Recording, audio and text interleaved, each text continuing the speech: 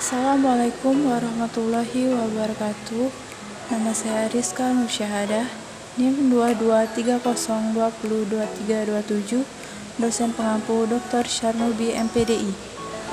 Prodiodisasi filsafat. Sejarah filsafat Yunani. Orang Yunani yang hidup pada abad ke-6 mempunyai sistem kepercayaan bahwa segala sesuatu harus diterima sebagai sesuatu yang bersumber pada mitos atau dongeng-dongeng. Pada zaman Yunani terbagi menjadi dua, yaitu periode zaman Yunani kuno dan Yunani klasik.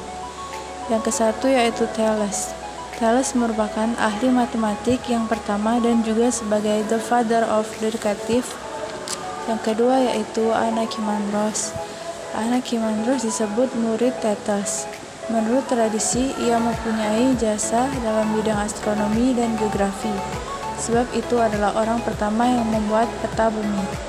Yang ketiga, Anaximenes berpendapat bahwa udara merupakan asal-usul segala sesuatu. Pandangannya tentang susunan jagat raya merupakan kebalikan dari Anaximandros. Filsafat Yunani klasik. Yang pertama, Socrates. Seperti hanya kaum sofis, Socrates mengarahkan perhatiannya kepada manusia sebagai objek pemikirannya. Yang kedua yaitu Plato. Plato seorang filsafat yang paling populer. Yang ketiga yaitu Aristoteles. Aristoteles lahir di Stragia, kota Yunani. Dia merupakan orang pertama yang mengumpulkan dan mengklarifikasi spesies-spesies. Filsafat Helenisme. Filsafat Helenisme ini dimulai pada pemerintahan Alexander Agung. Pada zaman ini terjadi pergeseran pemikiran filsafat dan filsafat teoris menjadi filsafat praktis. Yang pertama yaitu Epikurisme. Sebagai tokoh Epikurus, lahir di Samos dan mendapatkan pendidikan di Athena. Ia mendapat pengaruh dari ajaran Demokritos dan Aristoteles. Pokok ajarannya adalah bagaimana agar manusia itu dalam hidup bahagia. Terdapat 3 ketakutan dalam diri manusia. Yang pertama, agar manusia tidak takut terhadap kemarahan dewa, agar manusia tidak takut terhadap kematian, dan agar manusia tidak takut akan kehidupan.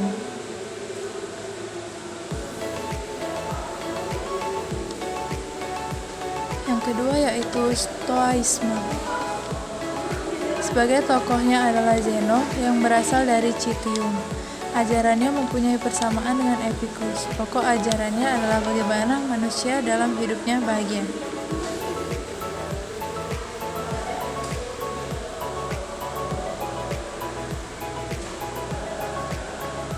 Yang ketiga yaitu skeptisisme.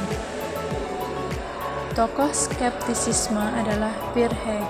Pokok ajarannya adalah bagaimana cara agar manusia dapat hidup berbahagia.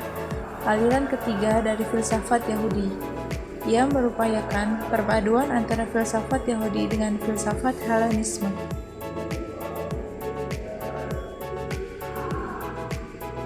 Yang keempat yaitu Neoplatonisme. Tokohnya adalah Plotinus dan Ammonius. Kurang lebih 5 abad sesudah Aristoteles meninggal dunia, munculnya kembali filsafat Yunani yang untuk terakhir kalinya.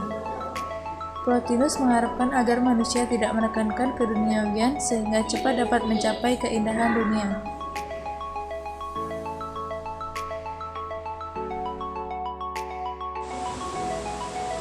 Kesimpulannya yaitu